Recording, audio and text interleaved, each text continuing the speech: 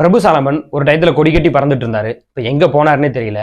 அவருமே பிரான்சைஸ் வச்சு படம் எடுக்கிற அளவுக்கு நிலைமைக்கு தள்ளப்பட்டுட்டாரு.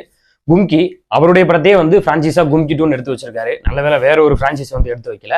கும்கி பாத்தீங்கன்னா தெரி ஹிட்டு, பட்டி தொட்டி எங்கும் பட்டையை கிளப்பிருச்சு. கும்கி 2 வந்ததும் தெரியல போனதும் தெரியல, அட்ரஸே இல்லை அப்படின்னு சொல்லலாம். நிவாஸ் கே பிரசன்னா இந்த படத்துக்கு மியூசிக் பண்ணியிருக்காரு. டி இமான் எப்படி கும்கில ஒரு மேஜிக் ஒன்று பண்ணியிருந்தாரோ அதே ஒரு மேஜிக்காக இதுல நடக்கும்னு எதிர்பார்த்தேன். ஆனா நடக்கவே இல்லை. யானையை வச்சு அதுல ஜூ காட்டிக்கிட்டே இருப்பாங்க அந்த கும்கில. இதுல பாத்தீங்கன்னா அதே மாதிரி யானையை வச்சு ஜூ காட்டிக்கிட்டே இருக்காங்க.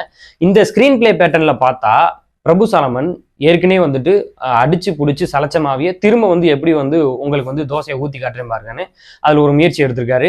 ஆனா அது தோசையா அல்லது ஊத்தாப்பமா இல்ல அது என்னவா வந்திருக்குன்னு அவருக்கு மட்டும்தான் தெரியும் அப்படின்னு எனக்கு தோணுது.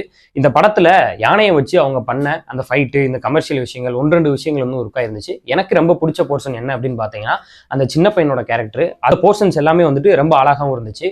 படத்துல நல்லா நடிச்சு கனெக்டான ஒரே கேரக்டர் அந்த கேரக்டர் தான். அர்ஜுன் தாஸ் இந்த படத்துல எதுக்காக போட்டாங்க அப்படின்னு தெரியல. ஒருவேளை அவரை போட்டாலே அவர் பயங்கரமான வில்லன் அப்படின்னு தெரிஞ்சிடும் அப்படின்னால என்னவும் தெரியல. இதுல பெருசா அவரோட கேரக்டர் எழுதப்படவும் இல்லை, ஒர்க்காவும் இல்லை. முதல் பாதி சைல்டு ஆர்டிஸ்டா ஒரு பையனை வச்சு காட்டப்பட்ட காட்சிகள்ல இருந்து இன்ட்ரோ பிளாக் வரைக்கும் படம் ஓகே அப்படின்னு தோணுச்சு. செகண்ட் ஹாஃப்ல நிறைய இடங்கள்ல பாத்தீங்கன்னா சரியான நடிப்பு தேர்ச்சி இல்லாதனால, திரைக்கதையில ஒரு ரேசியான ஸ்கிரீன் பிளே இல்லாதனால படம் நிறைய இடங்கள்ல யானை அசம்பந்தமா உட்கார்ந்த மாதிரி உட்காந்துருச்சு. இன்னும் பெட்டராகவே பண்ணியிருக்கலாம் பிரபு சாலமன் அவர்களே. தியேட்டர்ல பாக்குறீங்களோ இல்லையோ, ஓடிடியில் வந்த பிறகு கூட அந்த படத்தை பாருங்க. நன்றி, வணக்கம்.